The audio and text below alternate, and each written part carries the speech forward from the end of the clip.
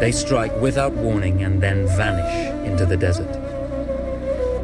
Fighting alongside them is a lone British officer whose exploits have earned him wide renown. The world has taken to calling this man Lawrence of Arabia. In the desert, you rely on good planning, but you also hope for a dash of luck. And luck was with us when we learned of a recently derailed Ottoman train carrying a most interesting piece of cargo.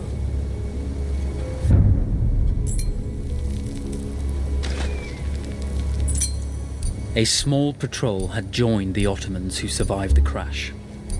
Together, they guarded the wreckage and waited for reinforcements.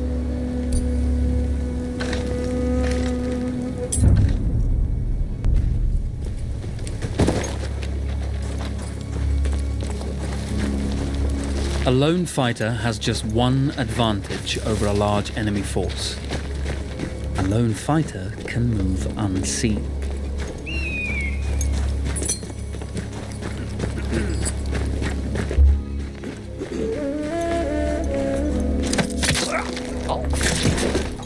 The tribesmen fought unconventionally, using weapons they knew well. Endurance, individual intelligence, and courage were their primary assets.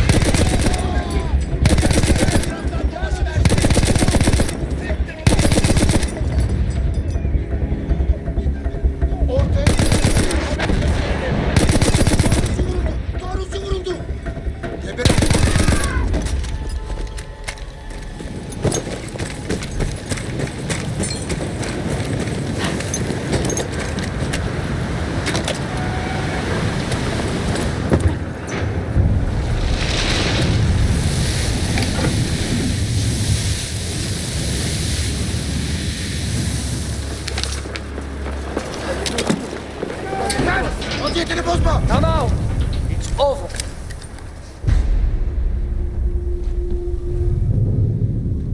Well, you did not think we would be fast enough to catch you here, did you? Lawrence of Arabia.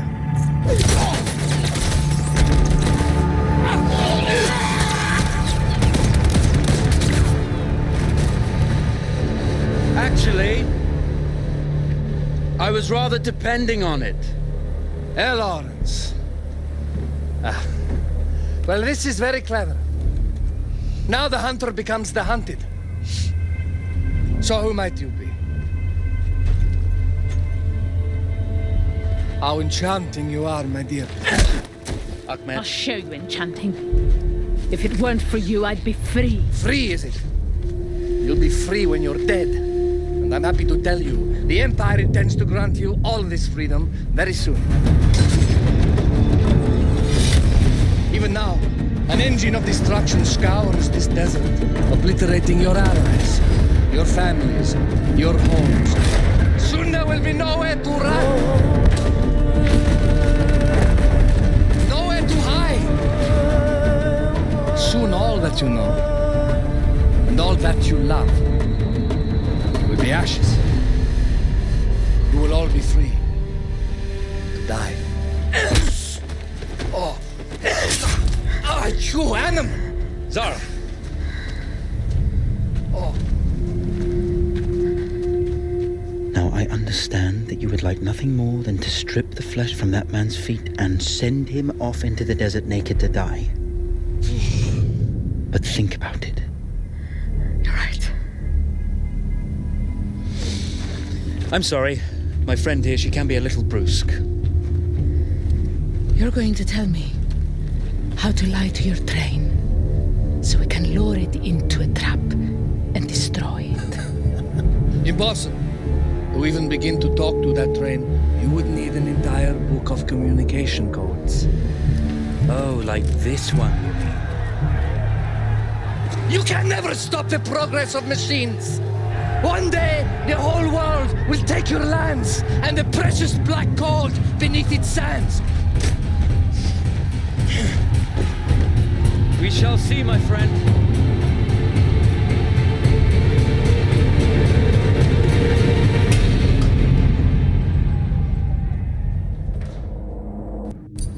Of course, obtaining the codebook was not enough.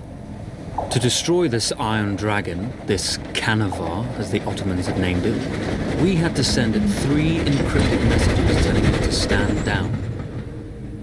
There were Ottoman outposts scattered along the railroad tracks. The commanders there carried high-priority message capsules. We had to use those to send our orders.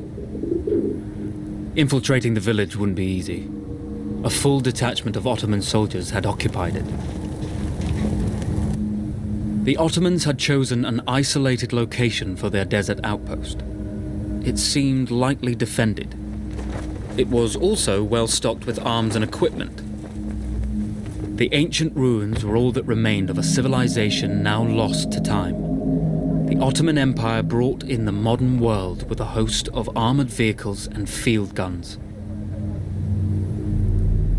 3 commanders to eliminate, 3 personal message capsules to be stolen, and then sent with our false orders. How Zara tackled this dangerous and audacious mission was up to her. The Bedouin treasured their horses, and in return, those animals granted their riders unparalleled speed and mobility.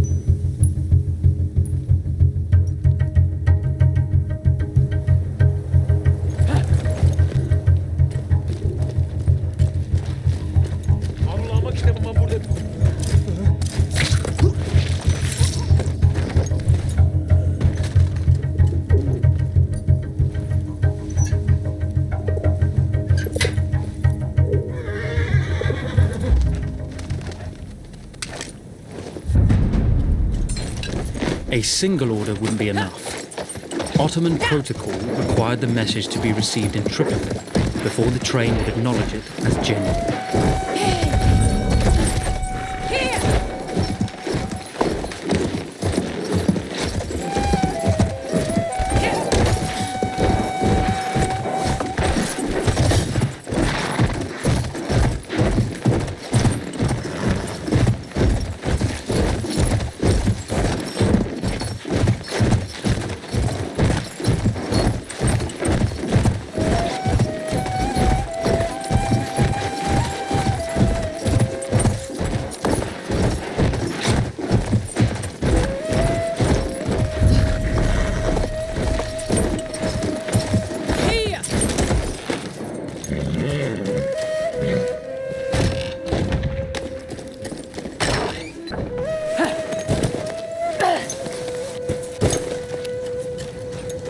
Ayaklarım buz kesti.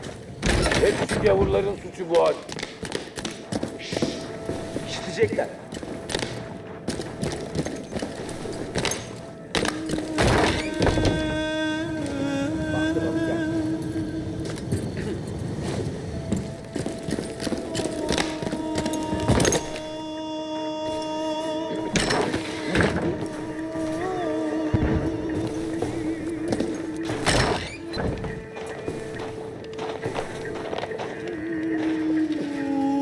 Ne düşünürsün? Boş ver.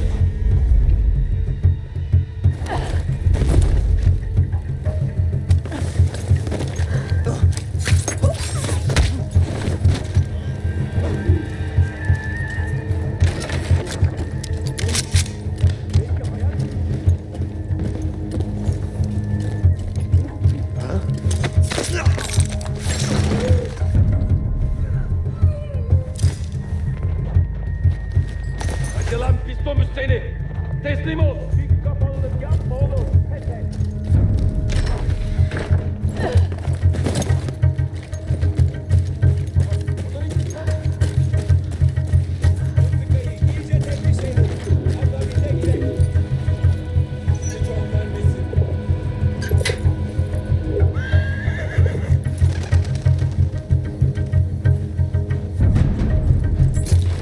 We were putting a great deal of trust in Zara's capabilities, but I had complete confidence that she would carry the day.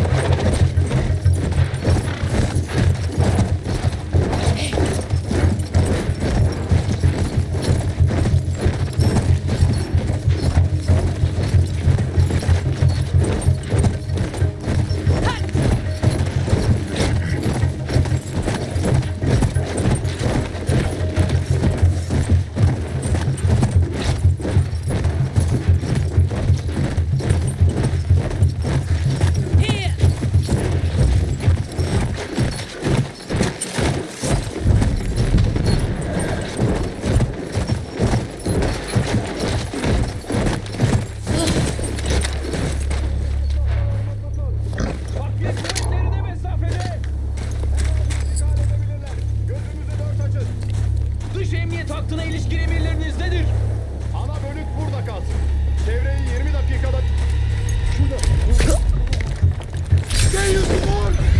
Deyyus'u zorlayın da kurşuna dizeyim. Kaçacak yer yok. Çekil! Seni geberteceğim. Kardeşimiz vuruldu. Kardeşimiz vuruldu. Orada olduğunu biliyorum. Ortaya çık it oğlu it.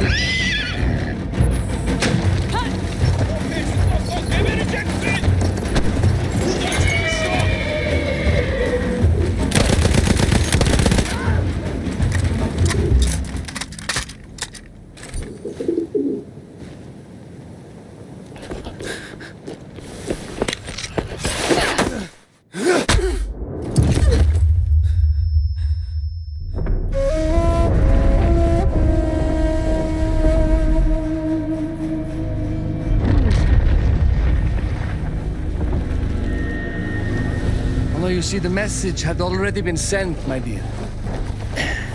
Though not the message you would have wanted. Lawrence was such a good host. It almost seemed rude to escape. I made sure to note the location of Lawrence's camp, of course. Which means the train knows too. Twice, you told that train everything was clear. But I told it exactly where to attack.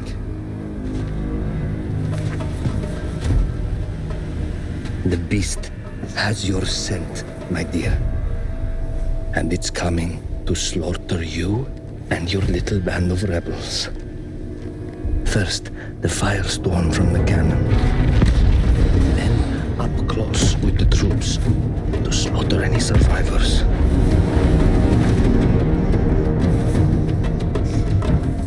The legend of Lawrence of Arabia dies tonight.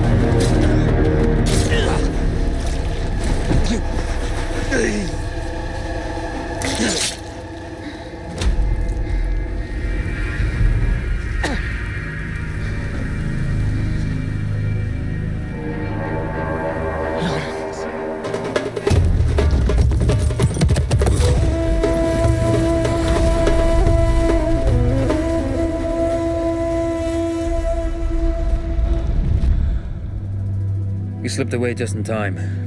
Tilkitchi was a fool to think we'd ever stay after he escaped. The carnival won't stop hunting us. No, it won't. Let me think. The train's coming a long way.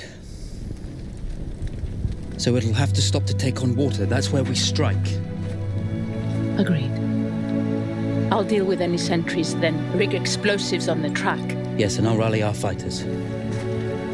When I blow the lines, the train will be trapped. So when you hear the blast, you need to attack them with everything you have. It's good. But you know that there's a chance the men may not come. You may set off those explosives and find you're out there all alone. You know that. I guess I won't know either way until I set it off.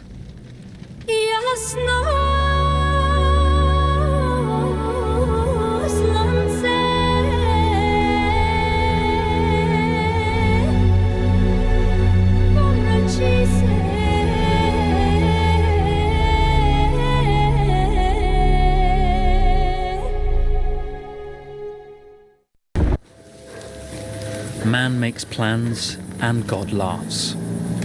As it turned out, the small town where we would ambush the train had a significant enemy presence.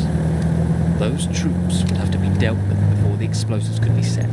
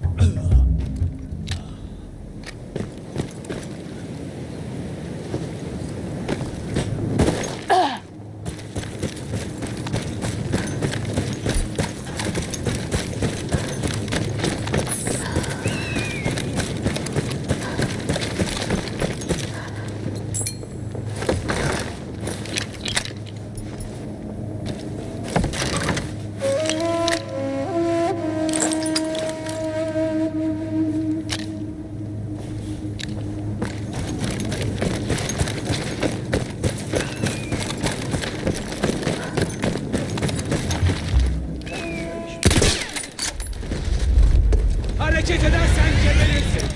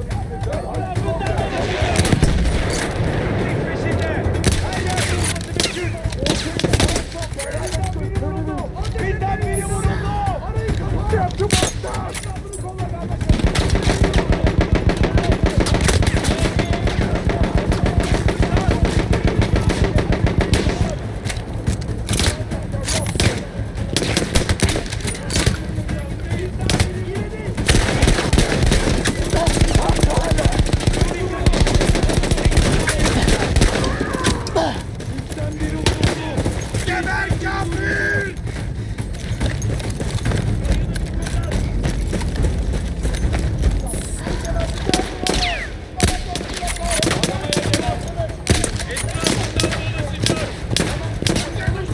İşini çabuk bitireceğim.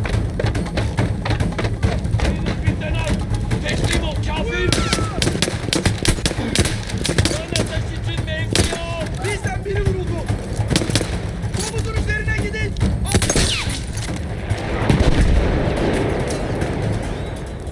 Geberme vaktin geldi.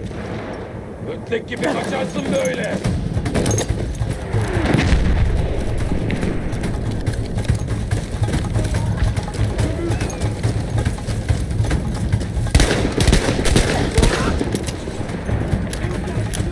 Yok! Geber ulan domuz!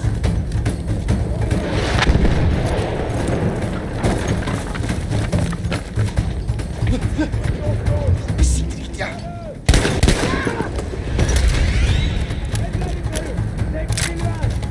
Benim kardeşlerimi öldürdünüz bir edep.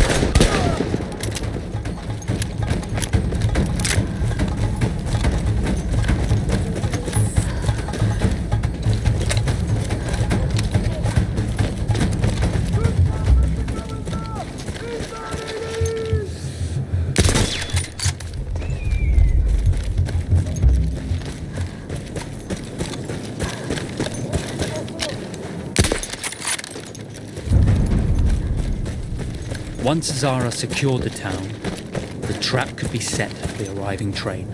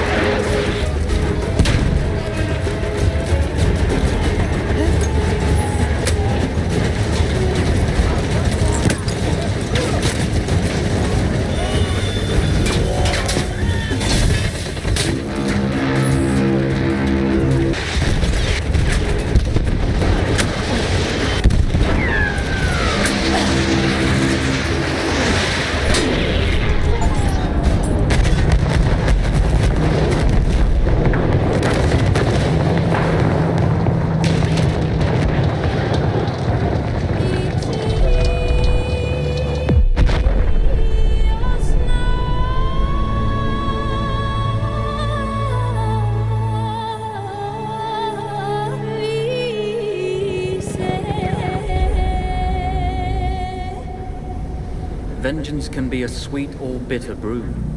How did you find it, Zara?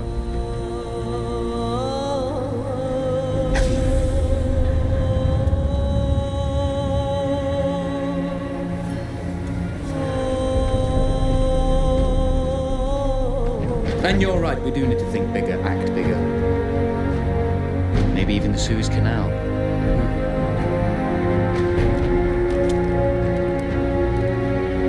Tell me, what do you know about battleships?